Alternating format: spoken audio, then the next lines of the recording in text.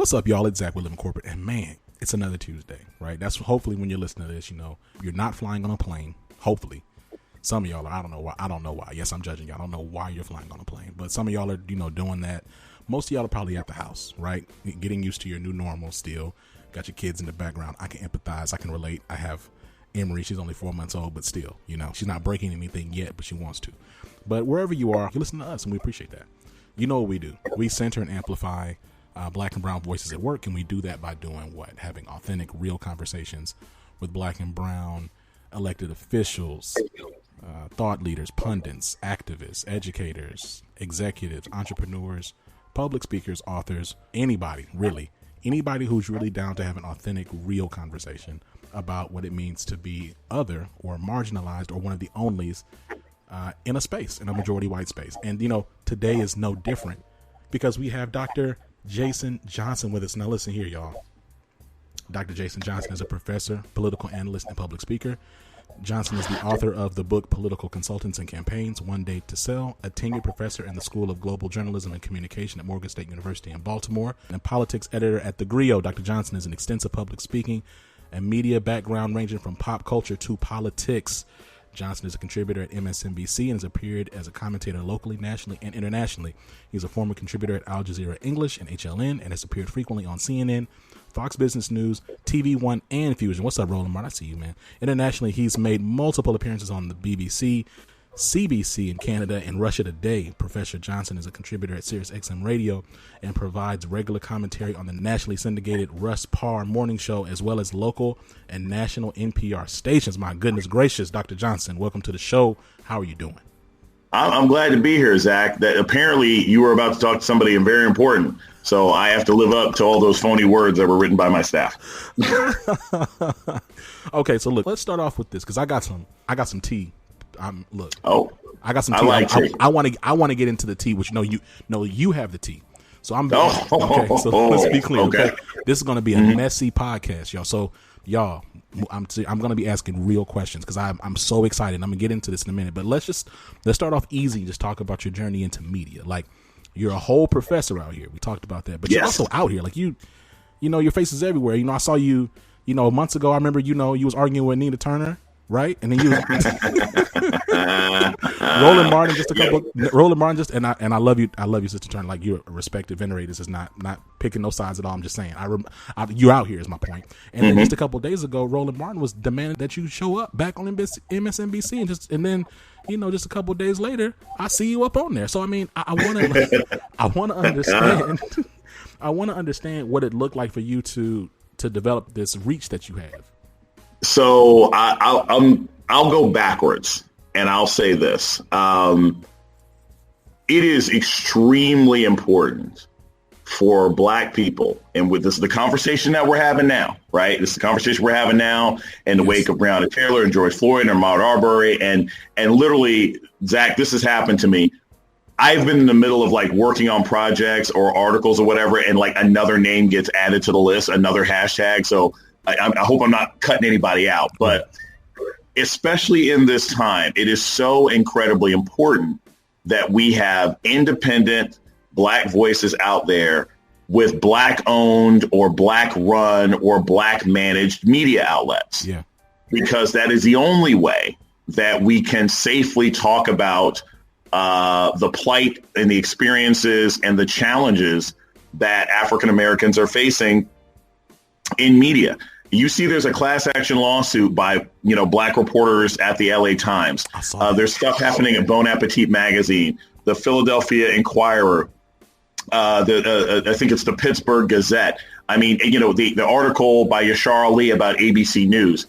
These issues are happening everywhere. And so when guys like Roland or Bakari Sellers with his podcast at The Ringer or anybody else, Joy Reid, when they amplify Black people in the media, it's important because we've got to be able to keep our voices out there. We've got to be able to protect each other. And that only happens when we have independent media outlets. Yeah. You're one of the handful of Black men on MSNBC. Yes. And you're also like, I'm gonna keep it there. You're one of the handful of Black men on MSNBC. Yeah. No, keep going. Well, go wherever you want to go. Okay. Well, so here's my thing.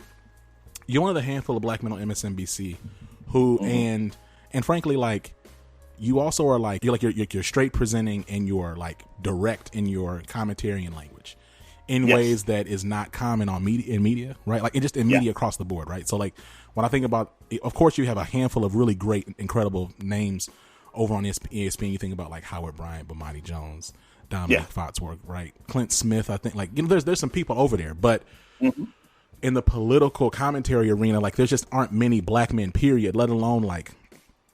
I'm not trying to act like you're just some like macho jerk, but I'm just saying the presentation is pointed in that way, I think, right? Yes. And so I know what you're getting at. So let me say this. Because you know I believe in good trouble. Yeah. And I believe in being honest. Yeah. So I am a straight black man in media. Okay. I say that for identification purposes. And I'm going to say this is interesting. I was at NABJ a couple years ago. Yeah. And I was on a panel. We were talking about diversity. And I said, as a straight black man, blah, blah, blah. And, brother in the audience who's a member of the LGBTQA community was like, why do you say that? Why do you say that? Like, why is that? And I said, the reason that I'm saying that in this context of diversity is because allyship doesn't matter and can't be earned if we don't identify who we are. Right. That's true. Though. Like, like when I talk about, the queer brothers who I'm friends with, who I work with, who have supported me, who have had my back, it's important that you say, yo, I'm a straight black man. And this brother who is gay, this brother who is queer, this brother who is trans, he's my brother as well. Yes. I support him. I support his life. I support his choices. So we have to be willing to identify who we are so that we put our privilege on the line to support other people who are being marginalized. So I say that also in the context of being on the air and doing media work. There are not many black men, period, who are privileged to do what I do. And I can say this because you want to talk about T, almost all of us know each other. Like, I'm not kidding. Like, me and Eddie Glaude and Malcolm Nance and Ellie Mistel and like Bakari Sellers, like the vast majority of us all text, talk to each other, or in message groups, because there's only like, if you count paid and unpaid brothers on CNN and MSNBC, because there are almost none on Fox. Right. Almost every single one of us knows each other because there's only about 15. Yeah, straight up though, it's not that many. Like, because even when you just think about in media, right, like across. So, and like when you talk about the mainstream platforms. So yeah, I mean, I asked that question because I'm curious what it looks like for you to navigate your own frustrations and presentation on camera in moments when folks say things that you find intellectually dishonest or just stupid, right? Like, and I ask because it's interesting because I have friends who are like, they engage in politics at the more local level. Right. And so like local news, local politics, these quote unquote debates are rarely as like theatrical as the content that we see.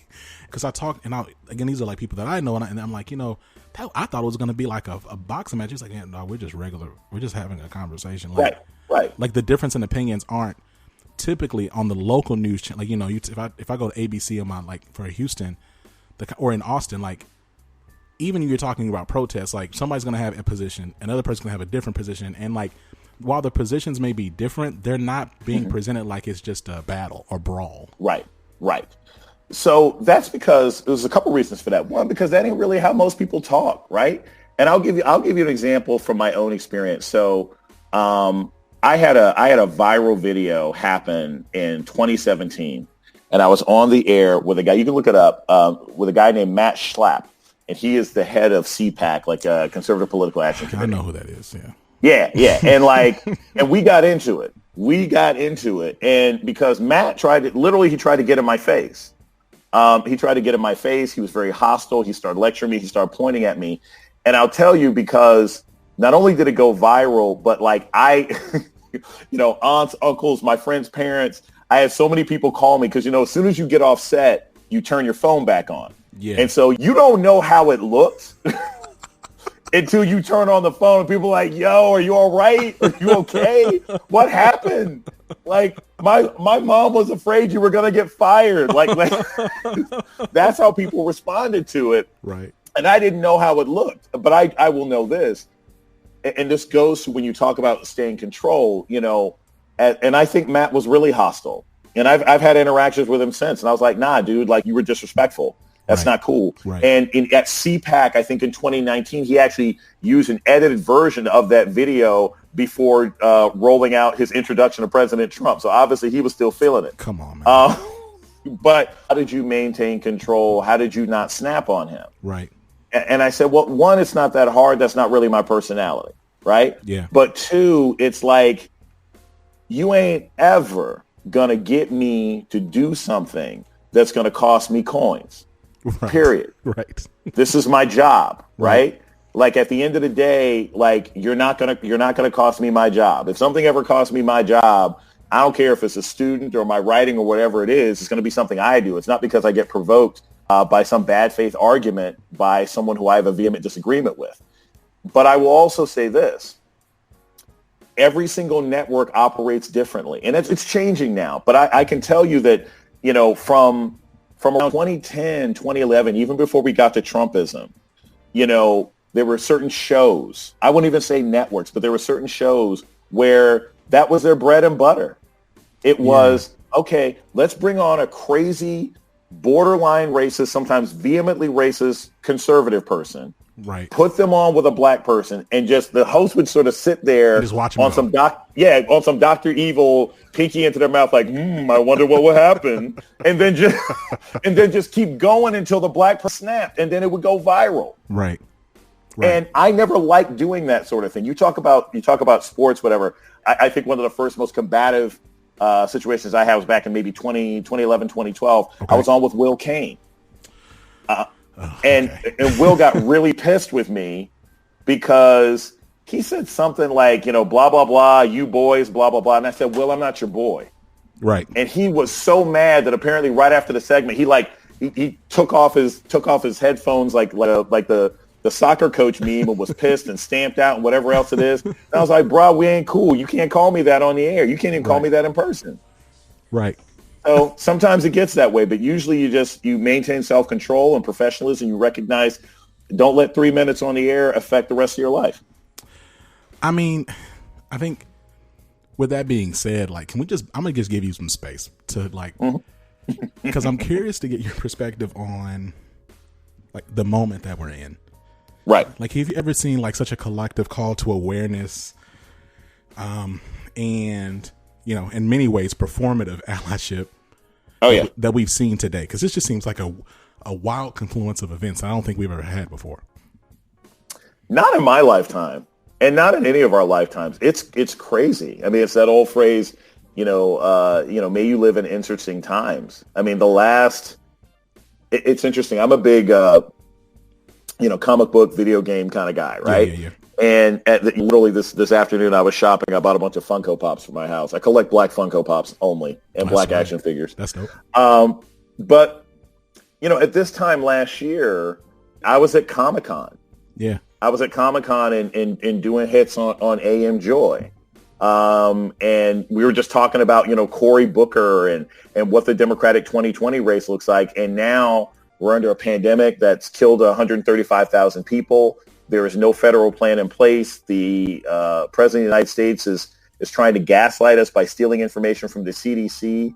We're bombarded with basically ritual murders of black people by police officers and sometimes just random white vigilantes.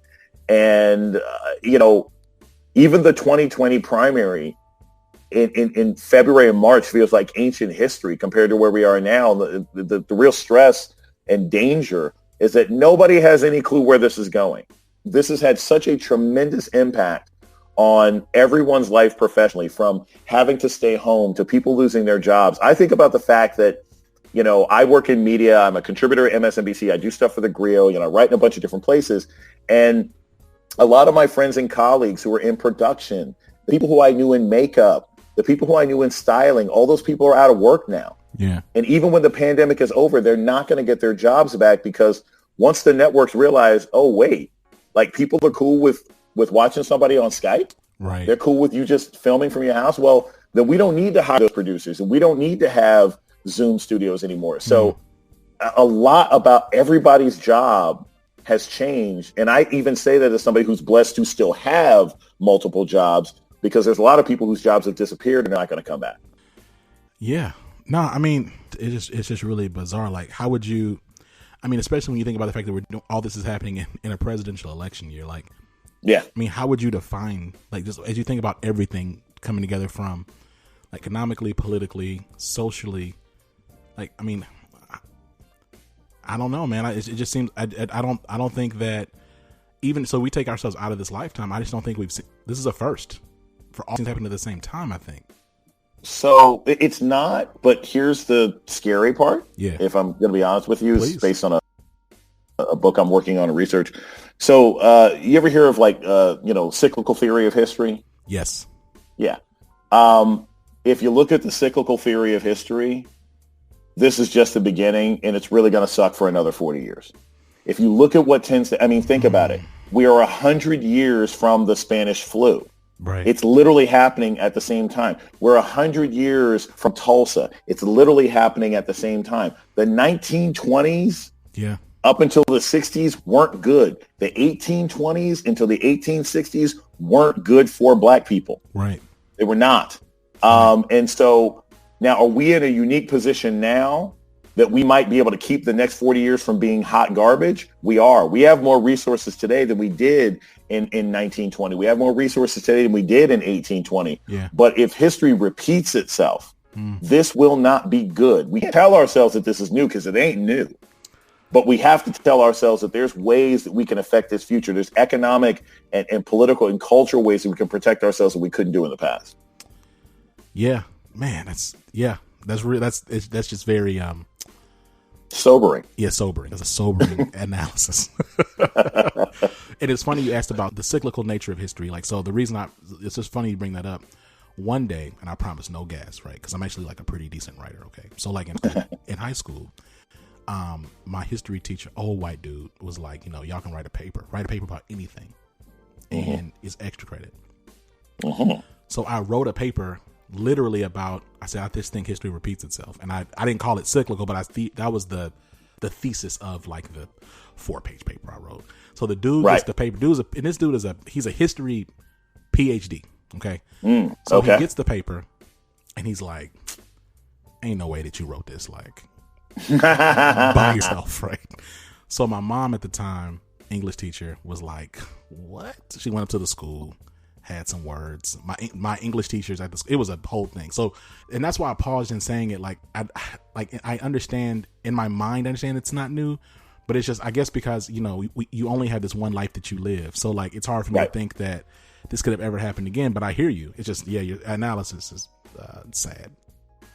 Okay. So let's talk a little bit about the space you inhabit. So I saw you on MSNBC. We kind of joked about that earlier about, you were gone for a while. Glad to see you on air again. I think my frustration in this like really binary political premise that folks accept between like either you're liberal or conservative is that sometimes how folks conflate black political thought, like all black political thought, with liberal thought, or the other way around, whatever. But they aren't always the same, right? No, they're not. They're not. And this is what's funny. Like, I'm not a Democrat. I am not a Democrat. I voted in Democratic primaries, Republican primaries, but I'm not a Democrat. But depending on what network you're on and depending on what the sort of producer's desires are, it's like the black person is always assumed to be to the left. Right. And the disturbing thing is that we live in a country where expecting all people to be treated equal and have equal opportunities for life, liberty, and the pursuit of happiness is somehow a left-wing idea. Yeah, that's crazy. We've moved so far to the right that the idea that black people shouldn't be slaughtered in the street by state-sponsored violence is somehow a liberal idea. That's the problem. I would say that my politics, and I'm a kid who, I remember the Cold War growing up. My parents were in the military. My dad was in the military. And so I had a perspective on sort of war and combat and violence that I think a lot of American kids didn't have, right? Like, I grew up overseas. I grew up in Germany. I saw flatbed trucks with missiles on them that would be sort of carried past our elementary school on base. I grew up on a military base. So, we played shoot 'em up games like other kids did, but it was different. Like I had nightmares about nuclear war because I was close to what war looked like. in a way that a lot of other people may not realize. You know, I never liked G.I. Joe, right? I was more of a Transformers kid. You know, I believe in wars of mass destruction. But the idea is that, you know, there's a lot more nuance to our politics than people usually accept. And I'll give a perfect example. I was having this conversation with a colleague on a podcast a couple of days ago. We were talking about Nick Cannon, right? And we were talking about like people who defended him. And I was like, this is what I mean by nuanced politics. One of the people defending Nick Cannon is Dwayne Wade. Now, Dwayne Wade has been this amazing advocate, right, for his, well, Zara, you know, wants to be described as she. Yeah. And like, this guy's is a super duper masculine top 25 basketball player of all time who walks around in fingernail polish and capris and will call his child she because that's how she identifies. Right. But at the same time can defend some crazy hotepery. So you got to recognize that black people, I mean, like black people are complex, and you can't just say that, you know, people are one thing. Like I've changed. I am now in favor of abolishing the police. I didn't feel that was being tear gassed in Ferguson in 2014, but I feel that way now. So even our evolution of politics and philosophies has to be taken into consideration.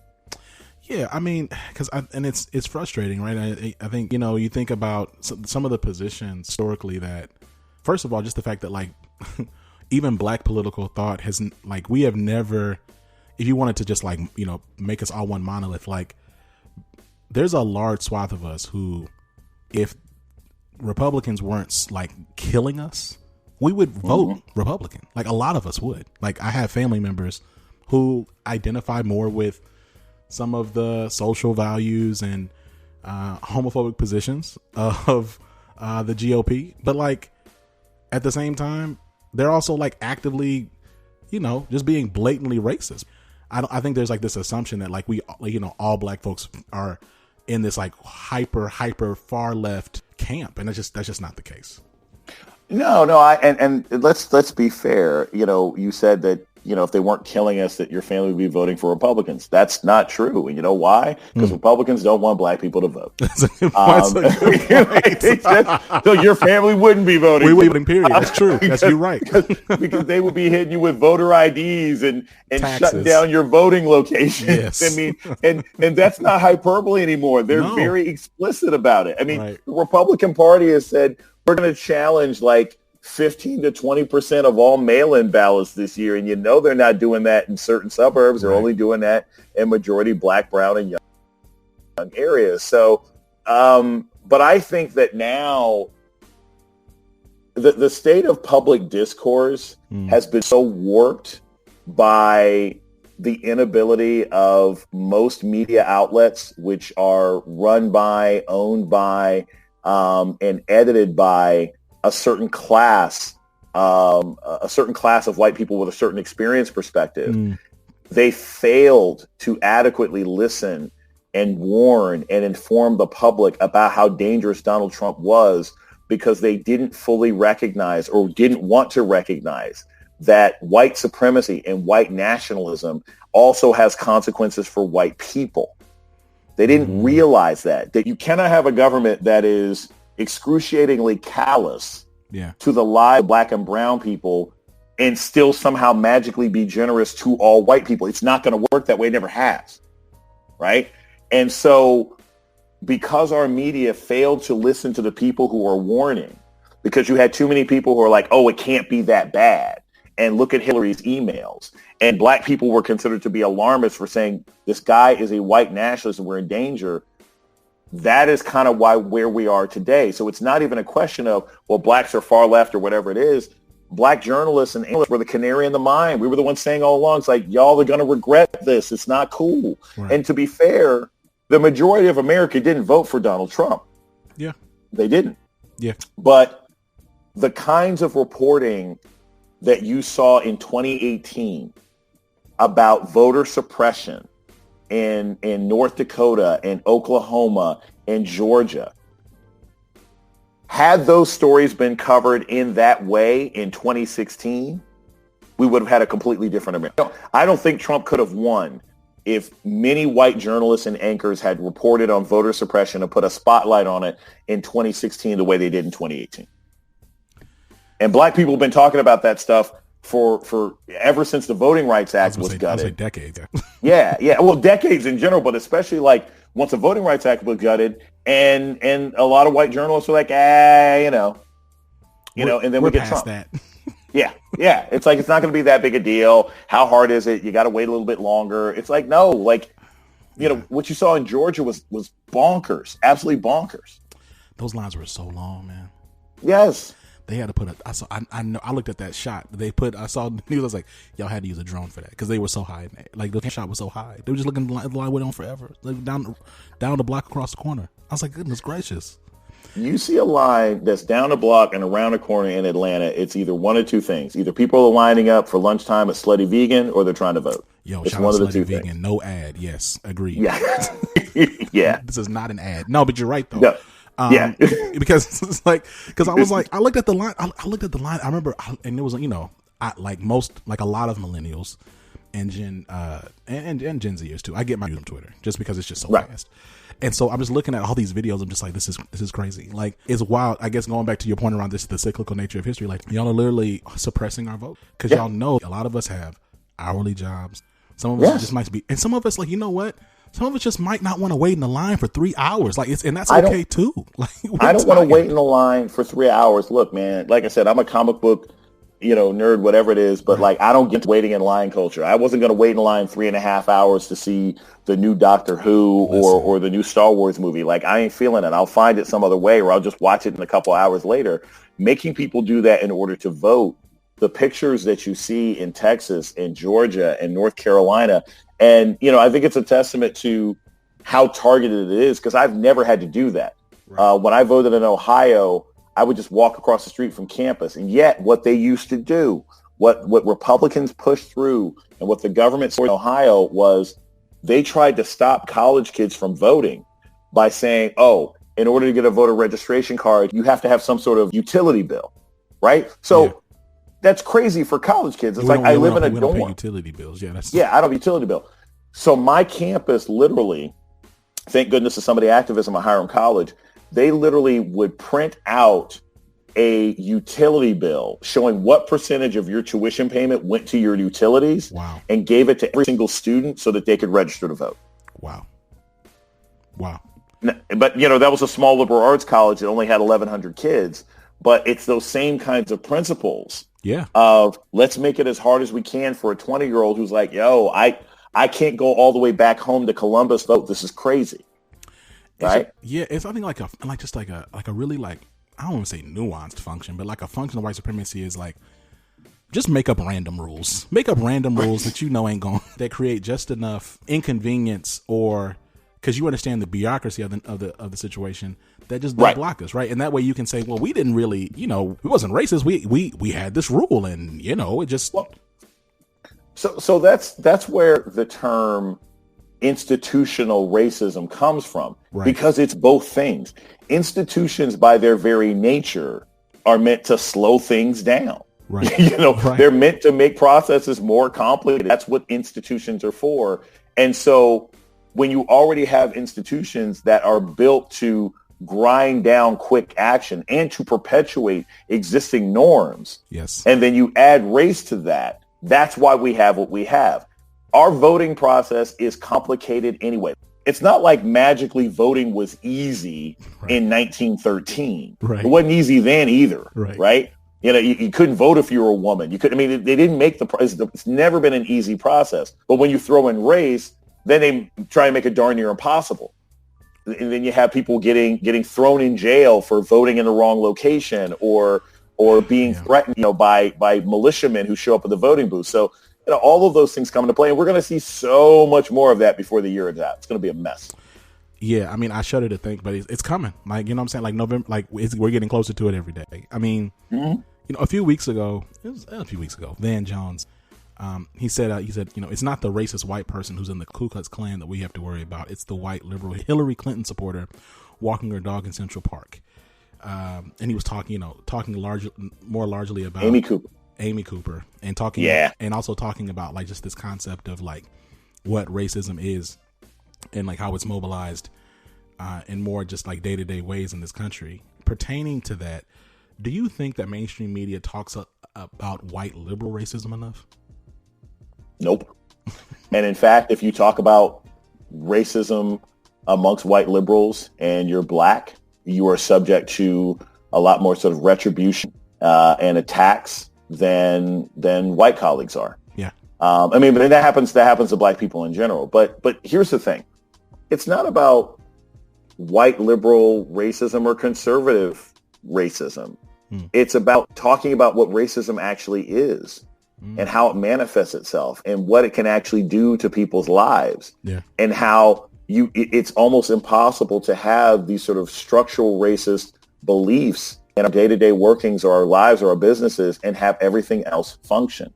I'm not going to do some sort of holistic sermon here, but the same kind of racism oppresses white people in ways as well. The kids who got killed in Parkland, right? The kids who've been killed in inner city schools who are mostly black, the kids who were killed in Columbine, right? Our gun culture in America is a direct result of racism. It is a direct result of the idea that white people are under constant threat from emerging hordes of blacks or Asians or Latinos. And therefore, the idea is you must have a gun to protect yourself because death is the only way to deal with these raging hordes of brown people, right?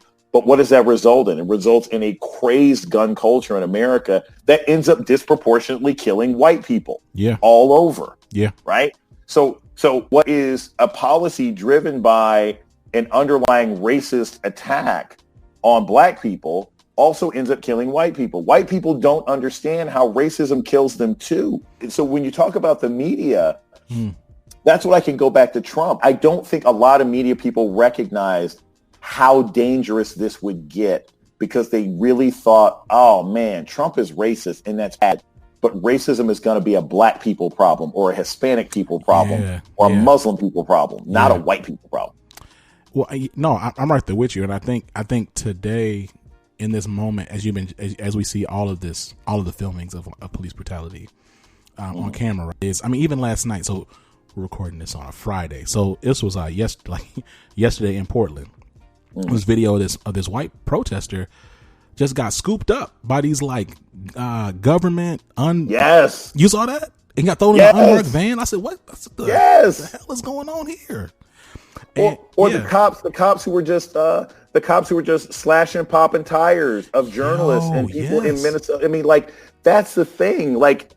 Racism is killing black people, right?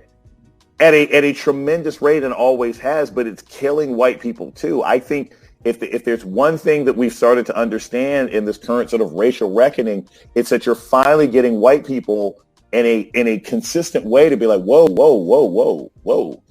Some of the systems that we thought were bad, but were just going to hurt others are now hurting us. Maybe this whole thing is a problem. So this is kind of a silly question. I told you it was going to be messy, and this is my messy question. Mm-hmm. All right, how real are these black folks who be out here championing Donald Trump? Like Paris Denard. I don't believe it. No, let's have the conversation, and if it goes wrong, I don't care. I need to understand this. So I'm about to name the name. So Paris. So here's the people that stick out to me. Paris Denard. Right. And I feel like, to be honest, you and Keith Boyk and y'all really kind of treat Paris like he the little annoying cousin that comes from out of town. The way that I see y'all on here, and I can pick up on things because black folks, we can pick up on how y'all be. Y'all put the professional face on that camera, but Simone be looking at him like, come on, Paris. Before he moved on. So Paris Denard, Candace Owens, Diamond and Silk. I know you just got back, so I'm not trying to get you in trouble, but no, I'm fearless. Do you think that Thomas Sowell looks at these folks like these are my kids? Like I'm trying to understand. Well, the thing is, Trumpism is a kind of cult that is different from being a Republican, right? One of my favorite people is Michael Steele. I think Michael Steele is awesome. I joke with him and Tony Harris. Those are two of the older brothers who I admire immensely. Them, Russ Parr, but Michael in particular. Michael is a Republican. I wrote about Michael in my dissertation, right? I put him in my dissertation. He is a Republican. He was the head of the RNC during the Obama administration, but he recognizes that Trump is crazy and a danger to this country. And so it's not about black Republicans. I don't know a lot of black Republicans who are okay with Trump. I mean, they're not. And I know some white Republicans, and the only issue they have with Trump is they just think he's uncouth. They're perfectly fine with his policies. They just think he screws things up by saying the quiet part loud. But a lot of black Republicans that I know, they're like, no, this man is crazy. He is dangerous, right? And that's why you've seen white and black Republicans who have left the party because of Trump. Now, I say that to say, I don't know Paris personally, right? I think his politics are really strange. It just doesn't seem to me to be grounded in much. Candace Owens, I do not know her. I've never met her. But I get people, it's funny, I have a really good friend in Atlanta, and he'll text me all the time, oh my God, you think Candace Owens says this is terrible? And I'm like, Candace Owens is powerless. She doesn't, I mean, is she an elected official? Right. Does she control budgets? Right. Is she passing legislation? No. So I don't pay attention to Candace Owens. I don't pay attention to Diamond because people like that aren't dangerous. You know who's dangerous? Ben Carson is dangerous. Ben Carson is dangerous. Ben Carson is dangerous with his sleepy self. But yes, he is dangerous. Yes.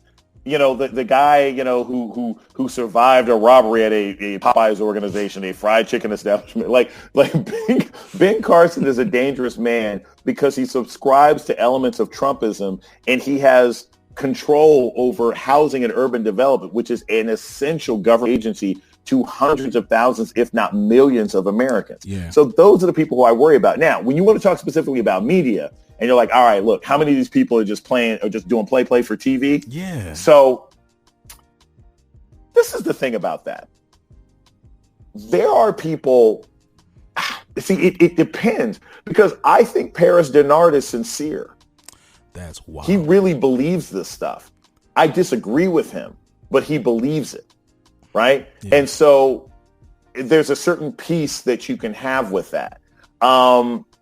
As far as people who I think are faking it, I don't know many, because so many Trumpists have fallen out of favor. Right.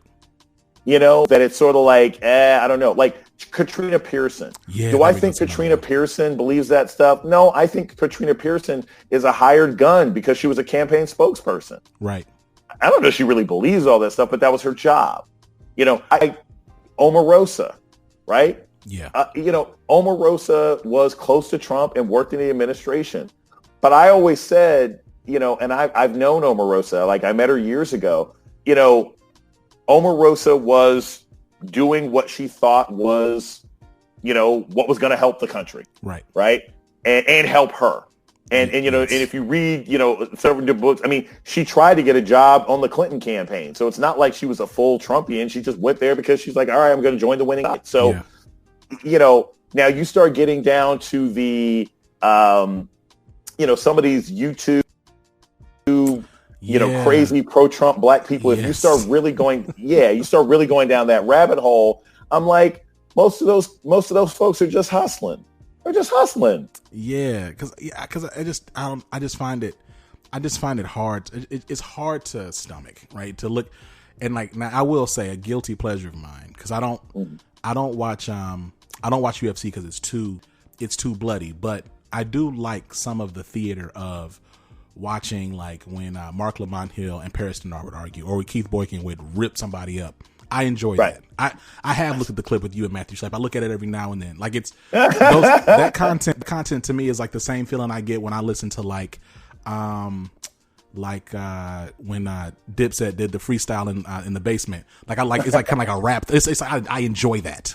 But I don't think it's healthy, right? It's just fun. It's good to it's fun to engage. But it's cathartic. It's cathartic. That's the word. It's cathartic. So, but my challenge is, it's just that when I see it and I talk to my people about it, it's like, y'all, these people just cannot be real. Like, how can you come up here and defend that? But that makes, now look, you said Michael Steele. So I will say, and I understand what you're saying about Michael Steele being a Republican, but he kind of also, I'm curious about that space too, because it seems like every time something racist happens within the GOP, Michael Steele comes out and he's surprised, like every time.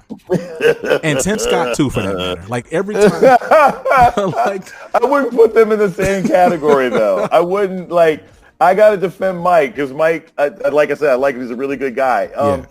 Here's the thing. I can't speak for him, but I will say this in conversations that I've had with him about these kinds of issues.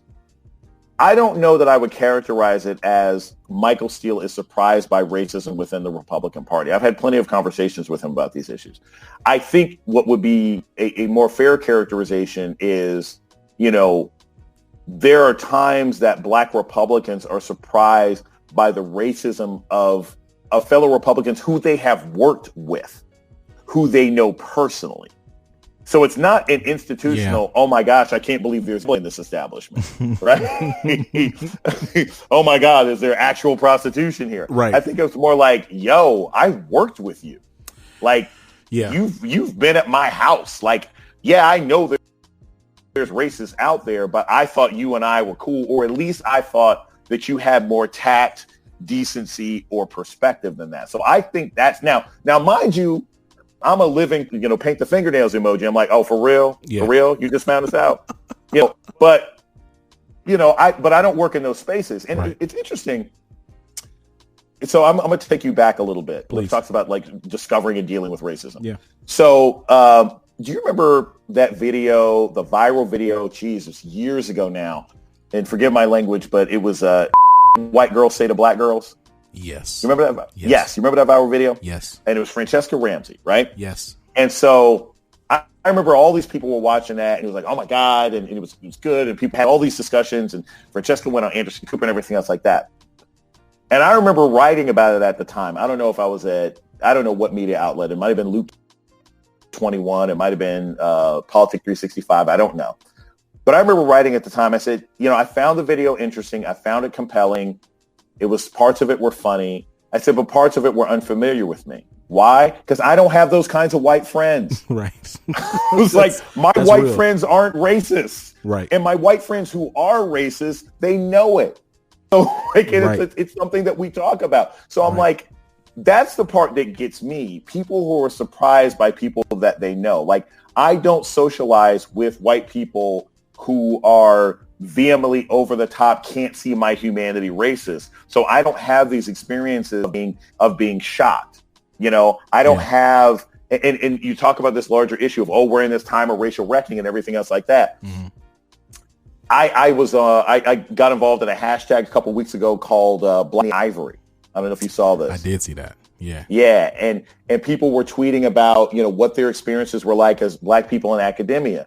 I did a whole thread about the institutional and the individual racism that I dealt with getting my doctorate at UNC Chapel Hill, and named names.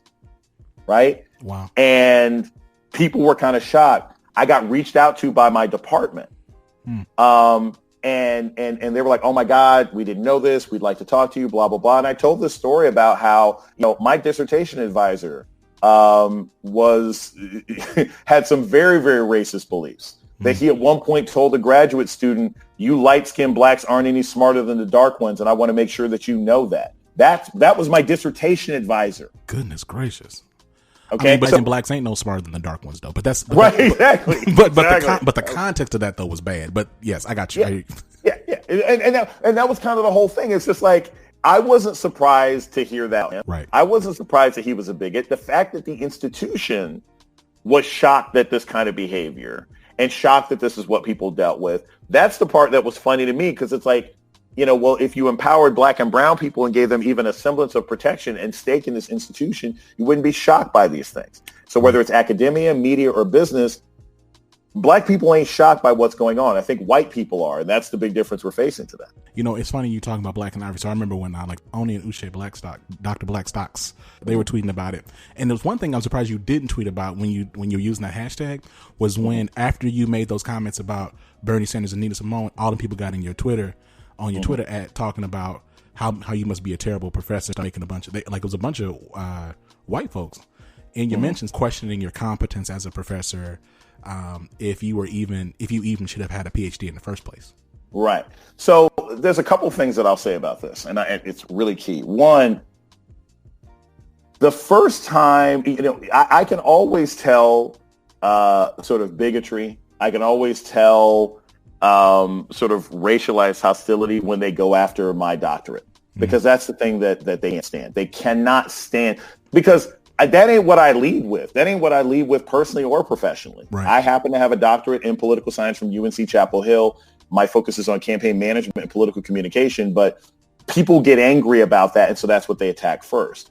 The second thing that I'll say is this, and this is, I think, important. I think this is going to be one of the stories that we should never forget about the 2020 election season, which is the importance of identifying bad faith outrage that is used to silence powerful Black voices. Okay. And that's what we've got to deal with, because whether it's the far right or the far left, right? A Black person says something in bad faith outrage, if people don't understand what that means. You look at what happened with Al Franken. Yes. So you remember years ago, it was like Al Franken had been sexually harassing women, doing inappropriate stuff. He claimed it was a joke, right? And Republicans went nuts. They were like, "Oh my God!" They went ironically super left on him. Yeah, right. They were like, "Oh my God, you Democrats, you're terrible. You got to do something about him. He's so awful." Yes. And the Democrats got together and kicked out Al Franken quickly, right? too. Quickly, like boom, done. You're gone. Now, then 18 months later, the Republicans were all rallying around Donald Trump. Right.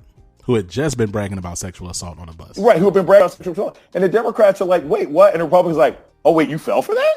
Oh, my God. Oh, wait. Right. You fell for that. Right. We're going to weaponize your values against you in bad faith. We don't believe in it. Right. But we're going to try and catch you up in it. Right. Right. And so you see a lot of that on the far right and the far left, not because there's a sincere belief, but because you can weaponize these values to shut up people that you don't like. So a Black commentator says something critical about Trump, and all of a sudden Republicans are like, that's racist, that's terrible. And then, that Black person is pulled off or removed or has to be quiet. Or, what happened to Van Jones in the Obama administration? Bad faith outrage. He gets kicked out of the administration. Yeah. The far left has done that as well. And so when we look back at 2020, we have to recognize that there are people who aren't really interested in public discourse unless it is coming from the voices that they like. And it goes back to what we said at the beginning of this conversation about the assumption that Black people are on the far left, right? Yeah. It's like there are people who believe that if you are Black, if you do not align with a certain ideology, then you are a danger. And in fact, you are more an apostate than a Black person who's a conservative. And they'll come after you. And we have to be conscious of sort of bad faith outrage. So that's my sort of thing from that. It's doing this kind of work. You take responsibility for your actions. But we also have to recognize that Black people are targeted. They are targeted for what we say. And we are attacked and targeted for what we say much more than white people who make similar and sometimes worse mistakes. I'm right there with you. Now, look, I've stated this a few times. I don't think that Trump is losing in November. I don't. Okay. So now I'm curious, in your mind, what are the immediate and long-term implications of him staying in office, like during a global pandemic and one of the most economically dire situations we've had in, almost 100? Do you think there's been enough urgency around this moment? And do you think the Democratic Party has managed this election season well? So there's a bunch of that. So I'm gonna unpack that a couple of ways. Yeah. One, Donald Trump cannot get reelected this fall unless he cheats in a drastic, massive way. And I have to always say that. And here's why. Yeah. I mean, one, he lost the popular vote by 3 million in 2016. He got hammered across the board in 2018. The economy is now garbage. He has mismanaged a pandemic that has cost 135,000 people their lives, bankrupted 35 million people, that is laying waste to entire communities, and it has no color, right? Yeah. And then on top of that, he is running a white man. And Donald Trump's strategy, his entire rise in politics, has been grievance against the ascent of women and black people. He's always running against either Hillary or Obama. Yep. He doesn't really have strategy for how to run against a white guy. He doesn't. It's true. And that's how he got impeached. He was always afraid of running against Joe Biden because he's like, Donald Trump can give nicknames, can change your brand, but he knows branding. The man is brilliant at branding, and he knows I can't do anything to damage Uncle Joe. People have known him for 8 years of Obama. And I know I'm not going to be able to change that. So I gotta come up with this whole scheme to try and damage him. And then that didn't work, and he got impeached for it. So the first thing is, like, he's really not in good shape to get reelected. And then the second thing is this. In order for him to win this fall, the cheating he's going to have to do is going to be so massive and so disruptive that I don't know that he'll be able to pull it off. Look, Joe Biden is leading in Pennsylvania by 13 points. Even if we cut that in half and Joe Biden has a 7-point lead heading into Election Day. And remember, we're not going to have the president on Election Day. We won't, because you're going to have too many ballots coming in by mail. So we're not going to know the president for weeks. And you're going to have people fighting. You're going to have Trump challenging it. You're going to have militia people showing up at polling places and counting places. But if Joe Biden is leading Pennsylvania by 7, there's no way in heck that Trump can say, I won it by 0.5%. People will riot. They'll riot. They'll be too unhappy. He could pull this off in 2016 because Hillary was only leading these states by 1 or 2 percentage points, and it was all within the margin of error. Trump's losing is not going to be within the margin of error. So I say that to say, of course, it's possible for him to be reelected, but it's going to be really hard. Yeah. It's going to be really, really hard. And I think Joe Biden's going to get about 40% of the white vote. And if he gets 40% of the white vote, Donald Trump is done. I love the prediction. I hope it's true. I mean, I don't traffic in hope. I don't traffic in hope. I traffic in, like, this is what the numbers tell me. Right. And, and I think, now, could this change? Of course it could change. Sure. But unless there's a miracle cure to this pandemic that they hand out free to everybody, you got a lot of people who are going to be really angry, and they're going to vote this guy out. So, do you think the Democratic Party put the best candidate forward?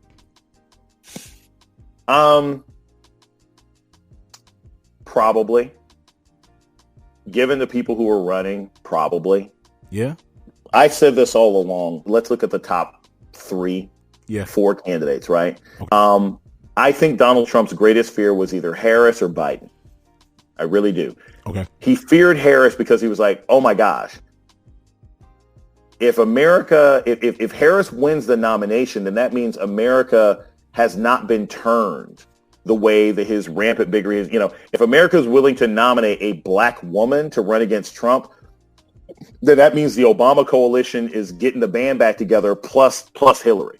Yeah. Right. So he feared Harris. That's where all that ADOS stuff came from. Yeah. Right? Really wanted to knock Harris out of the race. So, but I always thought it was going to be a tough slog for Harris. Then you go to Elizabeth Warren. I think Elizabeth Warren was a fantastic candidate. I think she had probably the best ideas, the best combination of enthusiasm and engagement. Yeah. The issue with Elizabeth Warren is she's a woman, and there are lots of people who are still sexist and didn't want to vote for her and didn't think that she'd be able to handle Trump. Because that's who we voted for. Like, I really felt like she was the strongest candidate.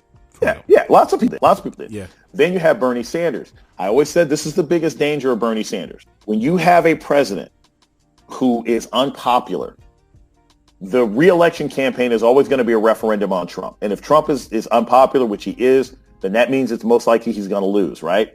Right. If you had Trump versus Bernie Sanders, it would have been a referendum on capitalism. It would have been a referendum on the entire functioning of the American economy. And I don't know. That's a coin flip. Right. That's a coin flip how that works. So I always thought that was a risky proposition. I was like, because Americans love them some capitalism. It's true. It's true. I mean, even as it kills us, even as it starves our children, even as it leads to NBA, going into a death ring to entertain us and entertain advertisers of Budweiser beer. How sick Americans, is that? It's insane. It's insane. And I'm a basketball and football fan. So I always thought that was the danger of it. Right. And so then you get to Biden. Biden is probably the best candidate because he's got the best chance of winning. He was the one Trump was afraid of.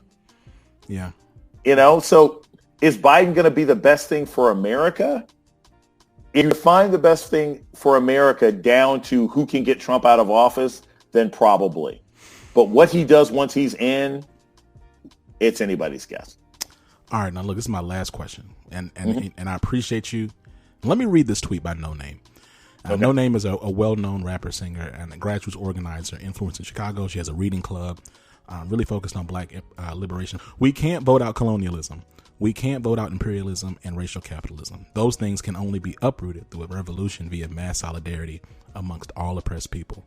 Read and link up with radical orgs in your community. State violence is Democratic and Republican. Mm-hmm. So here's my question. How real do you think this recent publicized push for revolution is? Because I want it to be real. I'm over that. And I like to think that folks in my generational cohort are disillusioned with oppressive systems, but I'm curious to get, I think we're in different, because I think you're like a Gen Xer, right? Dr. Johnson? Yeah. Okay, cool. So we're in different generational spaces. Mm-hmm. I'm curious to get your perception of this. So what is happening in this country right now is a testament to how flimsy, disingenuous, and hollow what most calls for revolution over the last 15 years in American politics really were. Because this is a revolution. We've had candidates call for revolutions. We've had, certain kind of activists call for revolution. But what we're seeing now is a real revolution. And it is sustainable. It is consistent. It has led to changes that are actually substantive. And I think it's going to be effective. Whether or not we will be able to break the grip of capitalism on America, like I said, I don't think that's going to happen. Americans are wedded and committed to capitalism. Yeah. They're not going to give it up. They're not going to give up that drug. Yeah. And the people who are most, and I cannot believe I'm saying this, but the people who are most oppressed by capitalism are the people who are oftentimes the most wedded to it, right? Mm-hmm. Black people love them some capitalism too, even though it's true. We have been the victims of it because we were brought here as commodities. Yeah, it's true. So do I see that kind of revolution happening? Maybe not now, maybe in this next 40 years of hell that we're going to go through, right? Assuming I'm around to see all the rest of it. But in the short term, yes, you have people marching in the streets. You have people of all colors marching in the streets. There was never going to be a revolution in America that did not center black people. We were never going to have a revolution based on religion. We were never going to have a revolution based on class. We were never going to have a revolution based on region. It has to be centered on the very people who are at the genesis of the greatest evils in this country, and that is black folk. And so the fact that this revolution has started based on the state-sponsored and vigilante murders of black people means it is possible. It's finally starting from the right place. And this is not to slam Occupy Wall Street or anything else like that. Yeah. But America isn't, America runs on Duncan and America runs on race, right? Yes. You can do class-based revolutions in countries that are much more racially and religiously homogenous. Yeah. But if you have a heterogeneous country and a multicultural country where all of the capitalism is driven by the sort of oppression and the commodification of black and brown bodies, you can't start the revolution if you don't start with the protection of those black and brown bodies. I love it. Dr. Johnson, this has been an incredible conversation. Yeah. Now look, before we wrap up, man, I typically try to give folks a little bit of space. Any parting words or shout outs you got before we get up out of here? So I want to encourage everybody out there. This is what everybody needs to remember. We're at a really, really critical time in black media. Every single black person that you see on television, you need to support them. You need to email networks. You need to tweet them. You need to read their articles. You need to support them, because they're in a time where the only way that we're going to get to the bottom and get true reporting on some of the issues we're facing right now is by supporting and galvanizing the public behind the ideas that black and brown people have been talking about. We would not be getting the reporting that we're getting about George Floyd and police violence now if it weren't for the generation of people, Jelani Cobb, Aaron Haynes, Wesley Lowery, Jamel Bowie, if it weren't for that generation of people who came out of Ferguson, I came out of Ferguson too, Mark Lamont Hill. Yeah. If it weren't for these voices, we wouldn't even have the groundwork to talk about what we're talking about today. But there will always be forces that want to silence those black voices. So it's not just good enough to say, I like this person on TV, or I read this person's article in the Philadelphia Inquirer. You got to buy their books. Buy Tiffany Cross's book. Buy Zerlina Maxwell's book. Read the articles by Ellie Mistel in The Nation. Make sure you are out there supporting black journal every single shape, way, or form that you can, because our ability to stay in this fight and say the things that are uncomfortable, but say the things that are important, that this country needs to live, it needs in order for us to survive, is dependent upon folks coming to our aid. That's why I'm where I am today, and it's where the rest of us will have to be if we're going to continue. Incredible, man. It's like you do this on a national platform all the time. It's beautiful. Dr. Johnson, it's been a blessing, been a pleasure. Y'all, what we're doing, like every single week we do this. All right, Lord Beyonce's internet. I'm not about to give you all the domains. We're at Living Corporate. Just type us in, we pop up. Till next time, y'all, it's been Zach. You've been listening to Dr. Jason Johnson, political contributor, pundit, speaker, educator, and overall dope dude, man. Catch y'all later. Thank you, man. I appreciate it. Peace. Living Corporate is a podcast by Living Corporate LLC. Our logo was designed by David Dawkins. Our theme music was produced by Ken Brown. Additional music production by Antoine Franklin for Musical Elevation. Post-production is handled by Jeremy Jackson. Got a topic suggestion? Email us at livingcorporatepodcast@gmail.com. You can find us online on Twitter, Facebook, Instagram, and living-corporate.com. Thanks for listening. Stay tuned.